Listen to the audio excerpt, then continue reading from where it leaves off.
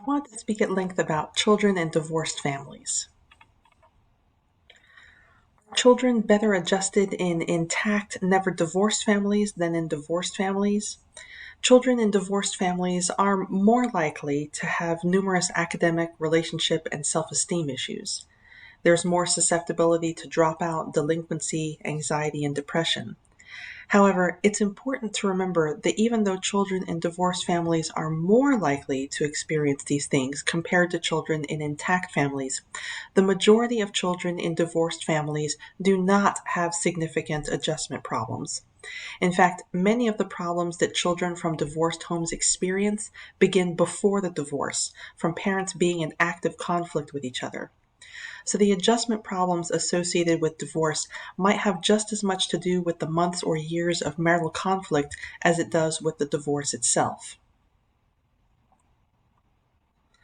This brings us to a commonly asked question. Should parents stay together in an unhappy or conflicted marriage for the sake of the children? It depends. If the family relationship is causing stress and disruptions that are eroding the child's well being, then it can be advantageous to make the move to a single parent family.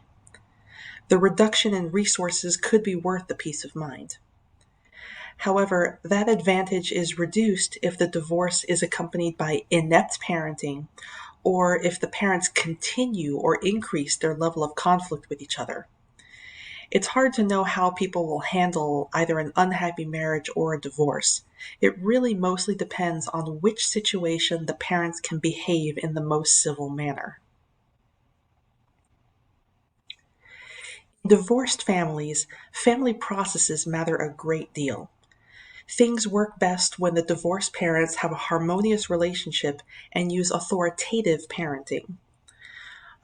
It also works best when they agree on child rearing strategies and when they can be civil and when the non custodial parent visits frequently. Following a divorce, father involvement with children drops off more than mother involvement, especially for fathers of girls.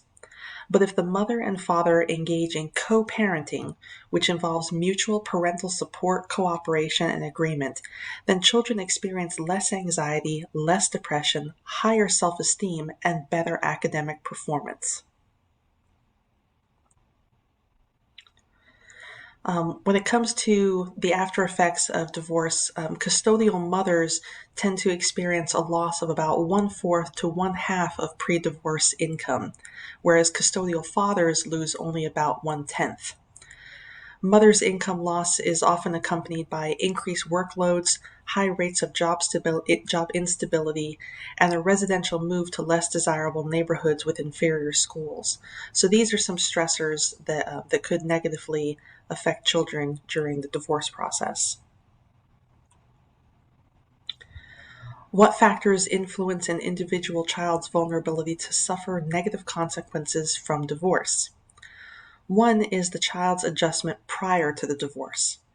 Children whose parents later divorce show poorer adjustment before the breakup.